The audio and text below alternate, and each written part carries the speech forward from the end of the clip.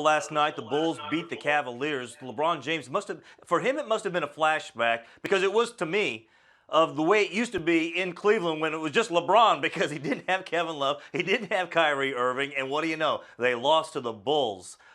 Your thoughts on what happened in last night's game and what it meant to have LeBron on the floor, but they still lose the game, even though he didn't have the other helpers there, the other guys on the big three there on the floor with him.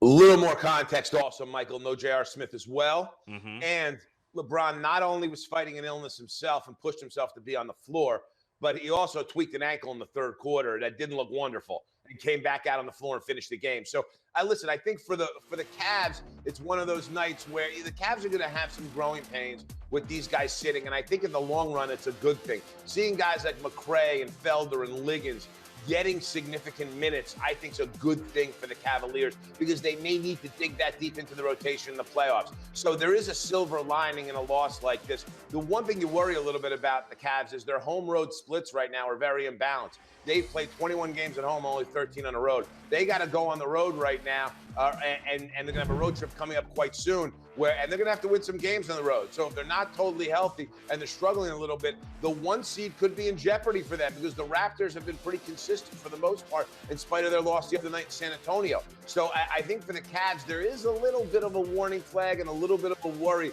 with all these road games coming up. The good news is that this is a group that has a championship pedigree, a lot of confidence. They'll bear down. I still think they will get the 1 seed, but there is a little bit of worry here. And from the Bulls side of things, listen, it was a good win on the road against the NBA champion. And I know that they were undermanned, but you can't look at it that way. The Bulls need better play out of the point guard position. Michael Carter-Williams did a really good job for them last night. And if he can play better out of that position and give them more of what they expected to get out of Rondo, I think that they'll be in better shape here. It was one of those types of wins for the Bulls, even though the Cavs were so undermanned, that built some confidence in them as well. Well, I was just going to ask you, I mean, this is right now a setup for 1 versus 8 in the Eastern Conference. So even with the fact that Kyrie and Kevin Love were out, you still believe that this would be a confidence builder for the Bulls if this becomes a playoff matchup?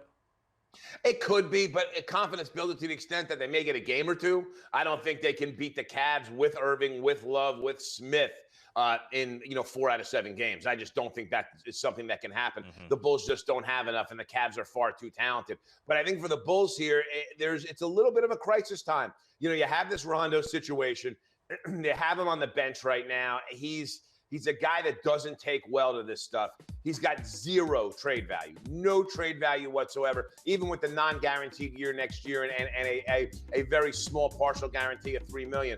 No one's going to want him because at this stage of his career, he's a bench guard who doesn't want to come off the bench. So unless Rondo has a major attitude adjustment to be able to go to a contender and be a contributor off the bench, he's valueless right now. And I think the next move for the Bulls with Rondo is to absolutely cut him loose. And I think you could see that happen, especially when you see them get point guard play like they did last night out of Carter-Williams. And the thing is, with Carter-Williams and Jaren Grant, and granted, last night without Kyrie Irving, it wasn't the biggest challenge on the point guard side on the other side. Nonetheless, you still got a good game out of Carter-Williams. If you can get some consistency there and they feel like they don't have to go back to Rondo, I think we may have seen Rondo play his last minutes as a Chicago Bull.